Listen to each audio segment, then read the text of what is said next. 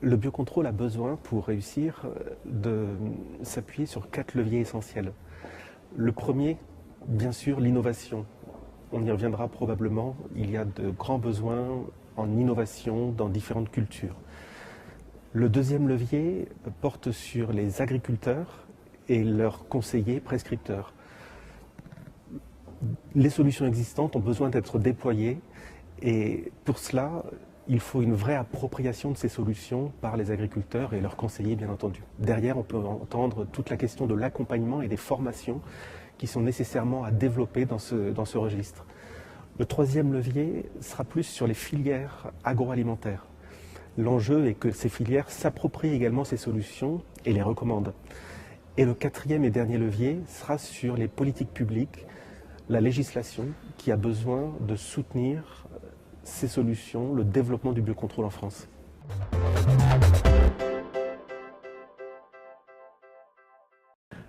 Les solutions de biocontrôle sont le plus développées aujourd'hui dans les cultures spécialisées, notamment dans le maraîchage et l'arboriculture, mais aussi la viticulture.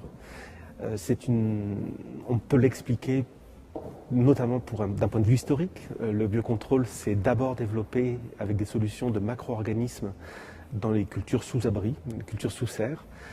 Aujourd'hui, par exemple, la culture de tomates sous serre, les cultures de tomates sous serre, à 85% d'entre elles utilisent des solutions de biocontrôle. Quand par ailleurs, si je me reprojette sur les cultures plein champ, on va avoir dans les solutions les plus utilisées des solutions pour lutter contre les limaces qui seront déployées sur environ 300 000 hectares, ou bien pour lutter contre la pyrale du maïs avec un macro-organisme, le trichogramme, qui lui sera utilisé sur 200 000 hectares. On est, pour ce dernier exemple, sur 20% des surfaces de maïs qui utilisent une solution de biocontrôle pour lutter contre la pyrale du maïs, quand par ailleurs, en production de tomates sous serre, c'est 85% des tomates sous serre qui utilisent les solutions de biocontrôle.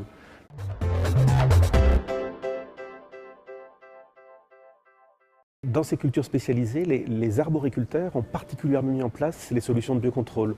On peut prendre l'exemple de la confusion sexuelle. Aujourd'hui, 50% des surfaces arboricoles utilisent ces techniques de confusion sexuelle pour lutter notamment contre le carpocaps.